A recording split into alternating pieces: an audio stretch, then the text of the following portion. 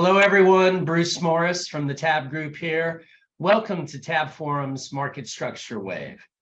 Today's conversation focuses on the data challenges asset management organizations face and why data continues to keep asset managers awake at night.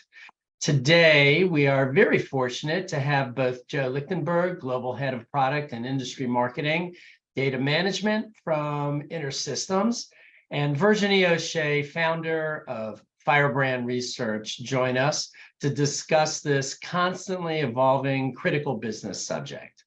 Hi, Virginie. Hi, Joe. Welcome to Tab Forum. Hi, Bruce. Thanks for having us. It's great to be here. Hi, Bruce. Likewise. Oh, our pleasure. Thank you. So, Virginie, you just attended InvestOps Connect.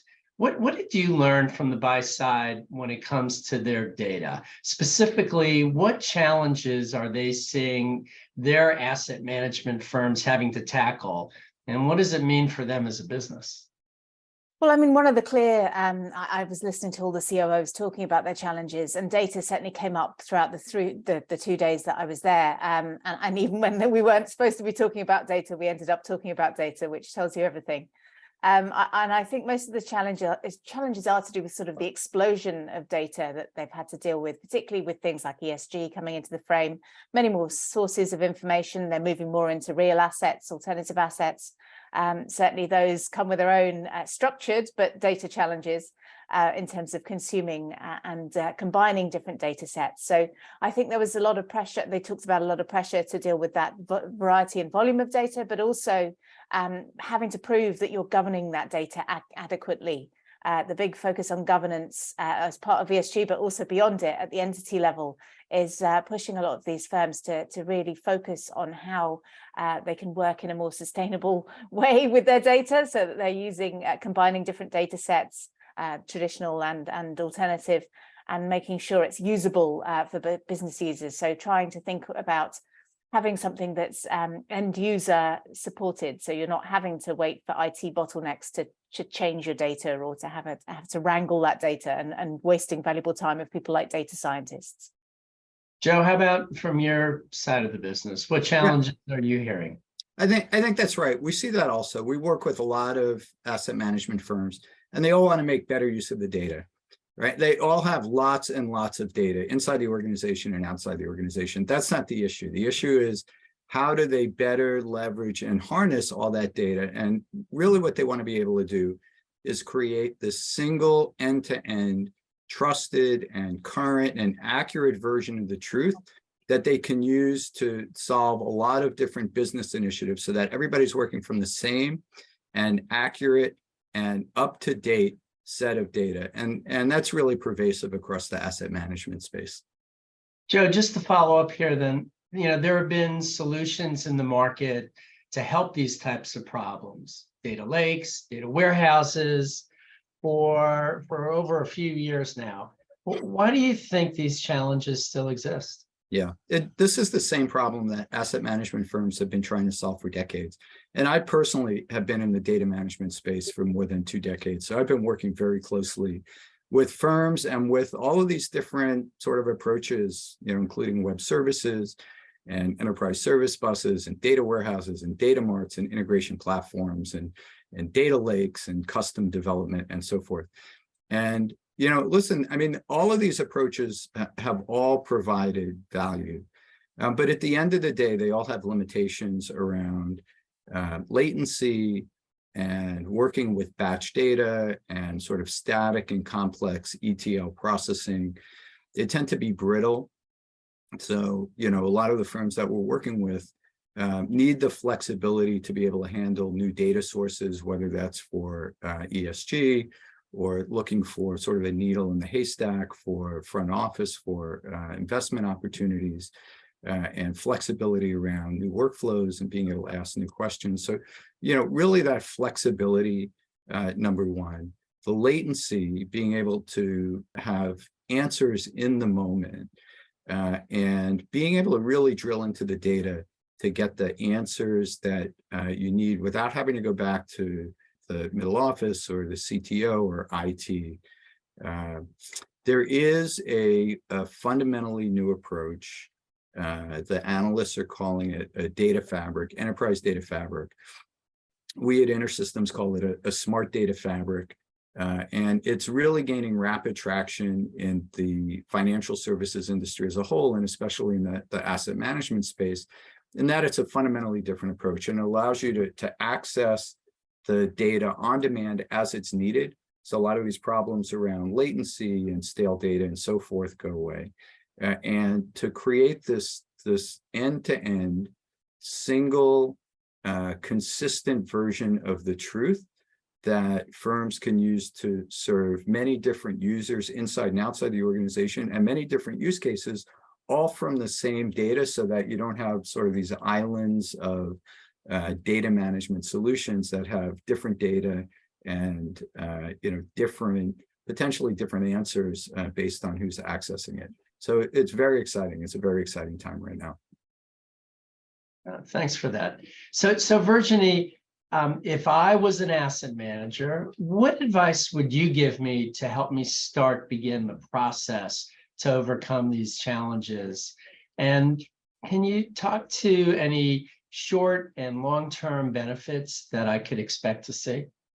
Sure. I mean, I think a lot of the firms struggle to begin with to try and understand where their data is, especially with so many mergers and acquisitions across the asset management sphere. I mean, I'd never seen so many acquisitions as we saw last year.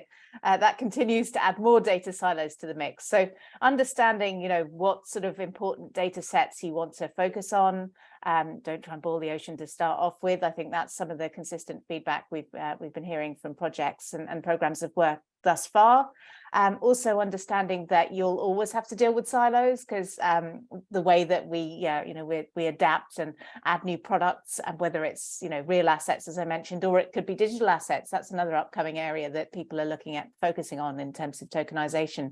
So you're always going to have extra data sets coming in. So understanding data ownership, understanding the business uses of that data, and as Joe said, trying to connect it to something that's not going to become stale quickly. I think that's very important, because obviously you have so many different end clients, regulators.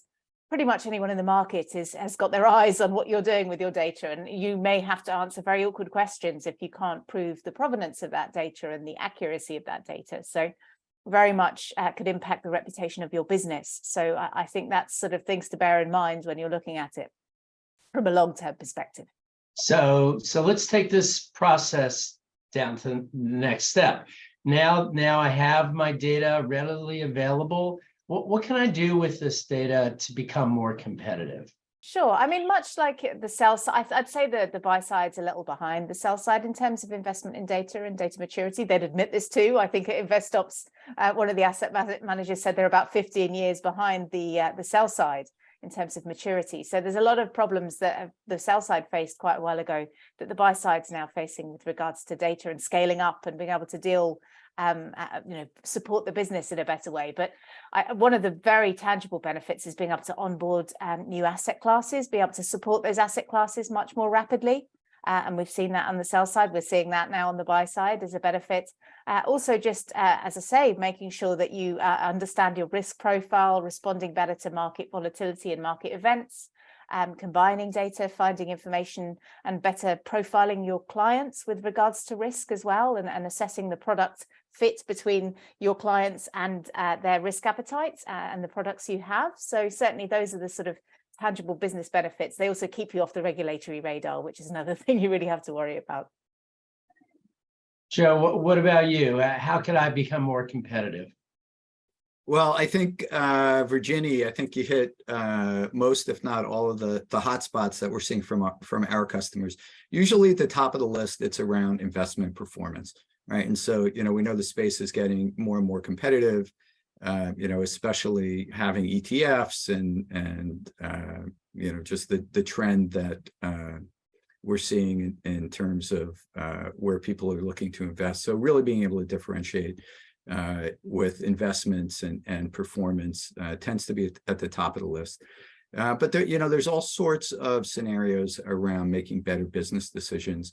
And whether that's in terms of product or client engagement, things like that, just making sure that the variety of folks in the business, especially in the front office, really have the ability to drill into the data to understand, in a number of vectors, not only in terms of deeply understanding all of the assets and the risk profiles associated with portfolios, and really at a granular level, really understanding the clients and boosting client engagement. Regulatory compliance, we're seeing gaining more and more prominence, especially in light of some of the recent events.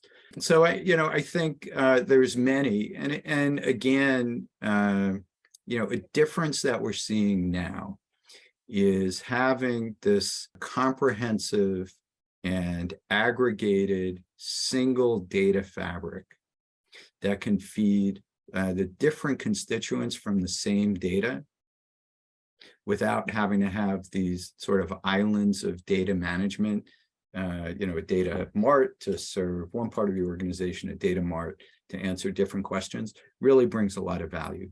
And so, that's what we're seeing from our customers.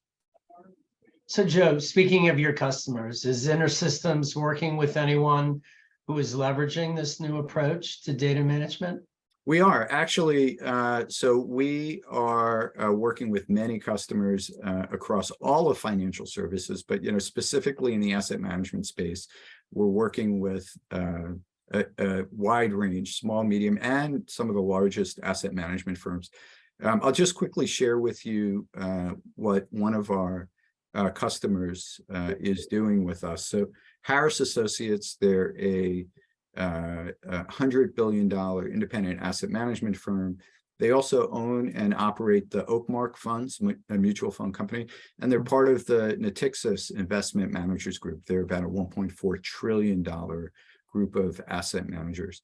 And so they're doing all of these things. They're powering enterprise reporting, client reporting, trade cost analysis. So they have a lot of different use cases that they're powering with our technology and a smart data fabric architecture. And their CTO has been in the asset management business for decades. So prior to Harris Associates, he spent almost 20 years at JP Morgan Asset Management. He's the CTO at Harris, and he knows data warehouses and data lakes and manual methods. And he's been working with data and data management technologies forever. And his best quote, and so he's sort of gone on record saying, quote, "I've been working with data for 25 years. We've been through a few solutions. We finally found something that works," end quote. So, he understands the value of this data fabric, smart data fabric, modern data architecture, and it's bringing real value to his organization and to his clients. Great, very valuable. Virginie and Joe, thanks so much for sharing your time and insights with Tab Forum today. And to our viewers, at the end of this video, there will be a big red button that will take you to a recent article that Virginie wrote for Tab Forum that addresses all of these issues. Thanks for stopping by for what was hopefully an educational and entertaining ride on Tab Forum's Market Structure Wave. Thanks again, Joe and Virginie. Thanks, Bruce.